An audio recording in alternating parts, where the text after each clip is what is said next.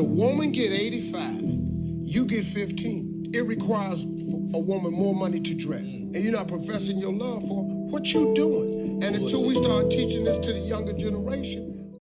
That's what $1 million do.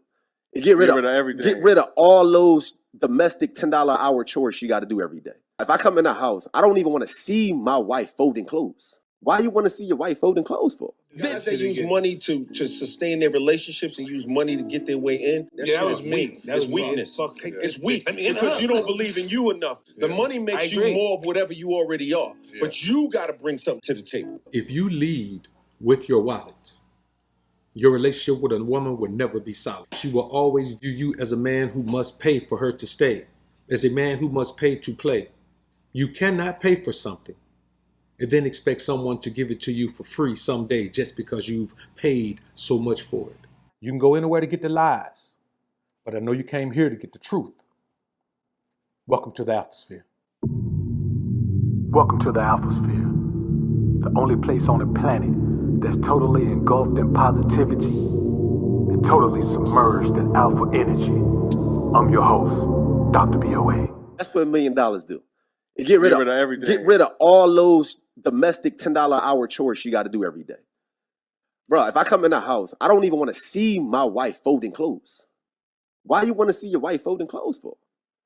Bro, she raising the baby, bro. No, you good. We good. They had enough of that. That's what I'm saying. They not their grandmothers, bro. Grandma. What grandmothers do on Sundays? The entire Sunday. They dedicate cleaning, dishes, everything. And for some reason, like, we just drag that on. We do. Like, we supposed to do that. And then we got some men out here who are saying, no, I can't marry her, bro. She don't cook and clean. And what? Right. Nobody want to do that. Your grandma, first of all, our grandmama ain't want to do that shit, bro. My grandma had 12 kids. My grandma had 9. Yeah, you see, and they had to do all that with 9 kids. Why you want to bring that traumatic experience to your wife to do the same thing? The thing is, that energy gonna come on to me. If she got to cook and clean all day, I'm gonna come home after I just got finished working. All right. So when you really think about it, man, you hear this guy talking like when a woman works at home, when she cleans up, that she got to do it every day. That when she cooks, she got to spend all day cooking.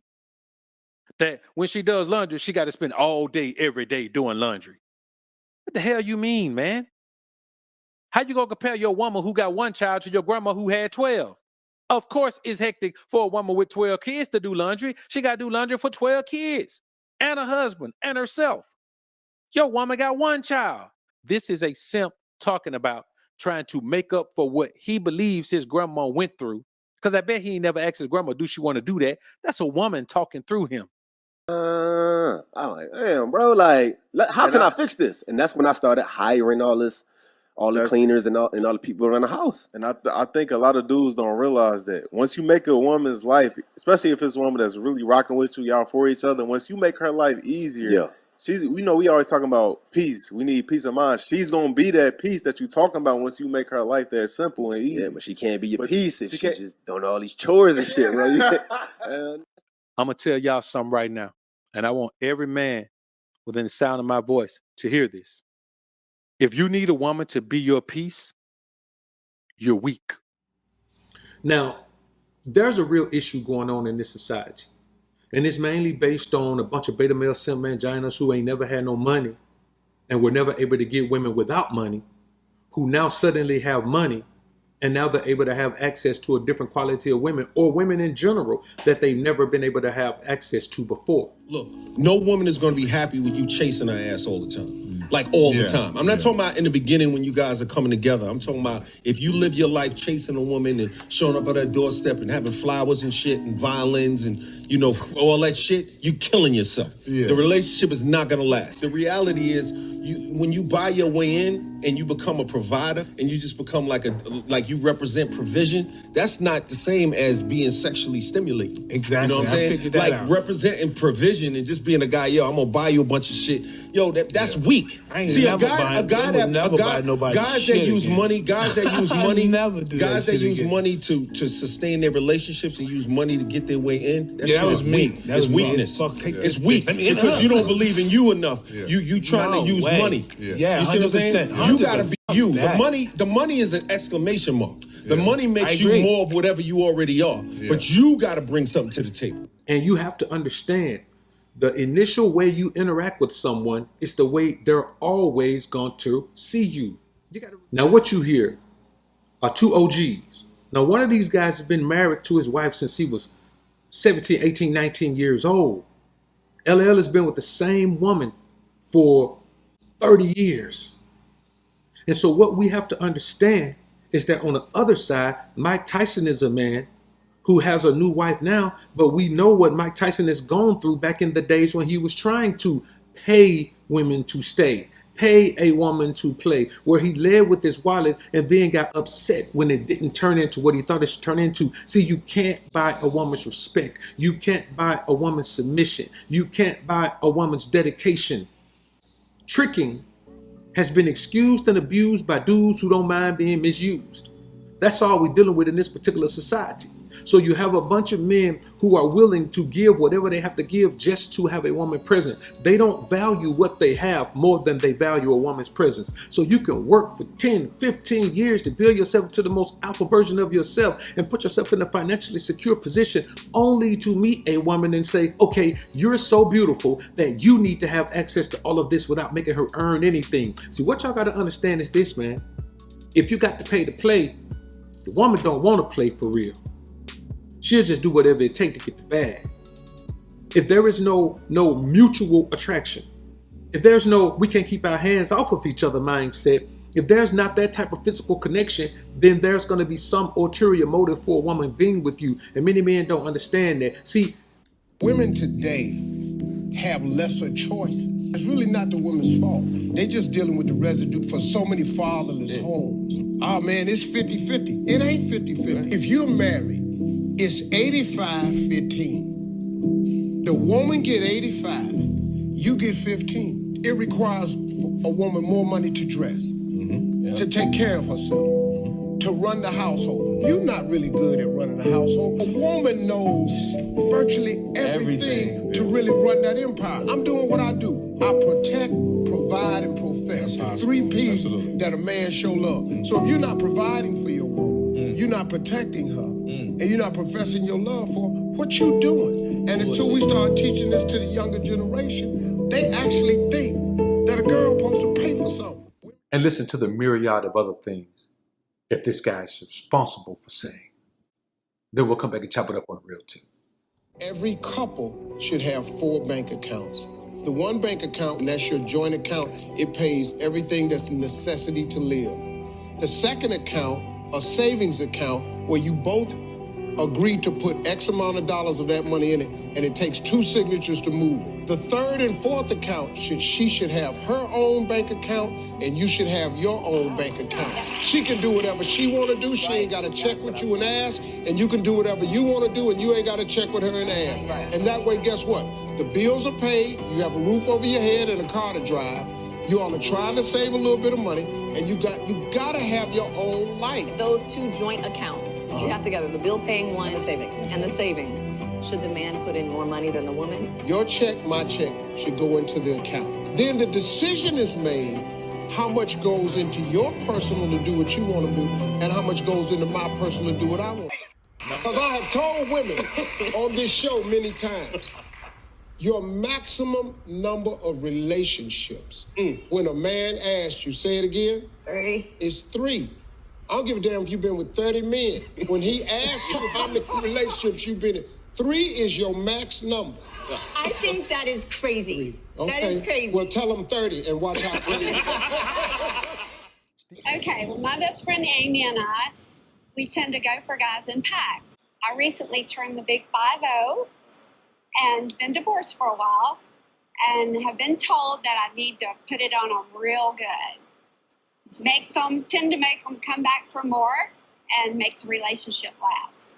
Well, I recently been dating somebody new, and I'm thinking that maybe I need to put my mark on him so that another woman doesn't come along and mark him before I do.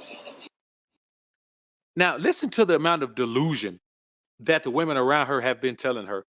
She's been married for years, recently divorced, and now she's out here dealing with the mindset of these scallywags. The mindset of these scallywags tells her, Okay, what you got to do, all you got to do is put the good loving on a man. Now, I'm going to be honest with you. There are some guys where that works, but it's not the thing that's going to lock a man down. It's just not going to do it unless he's just a lame. Okay. I hate to say it, but I'm the same way. I want to make sure my cookie is memorable and that they come back. Listen to me. Here's something you all got to hear this, and you got to hear this from a guy. This item that you keep putting this price tag on, I'm going to make it memorable. I'm going to make it so he got to come back. Let me tell you something we all sit around and talk about. It's all the same. It's all the same. I don't care if you can do monkey tricks with it. I don't care. I don't care if you have trained it to sing the Star Spangled Banner.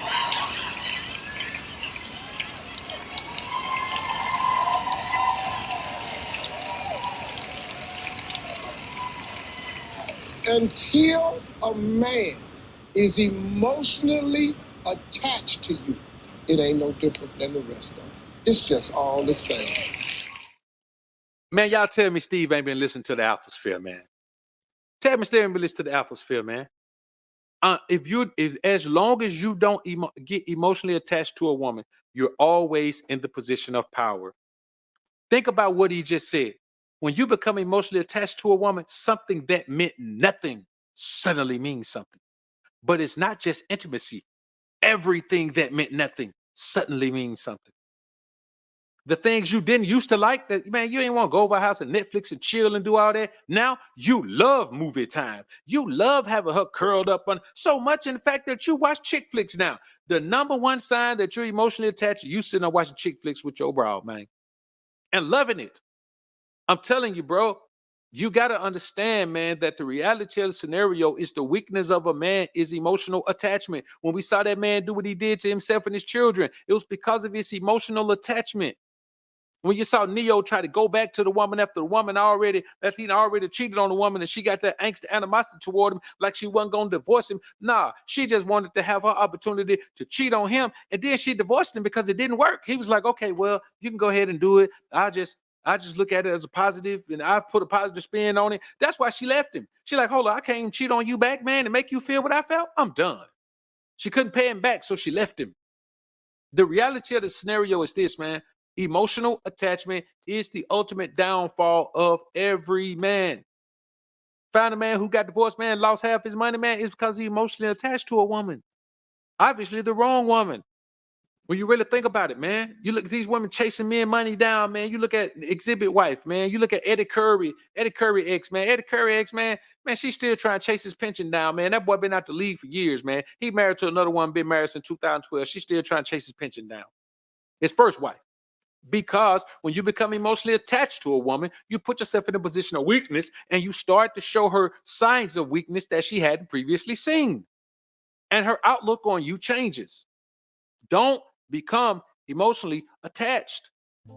You're doing yourself a great disservice if you do that, man. You deserve better than you'll ever get from a woman once you become emotionally attached. You deserve better than you'll ever get once you become emotionally attached. You won't get half of what you should be getting from a woman once you become emotionally attached.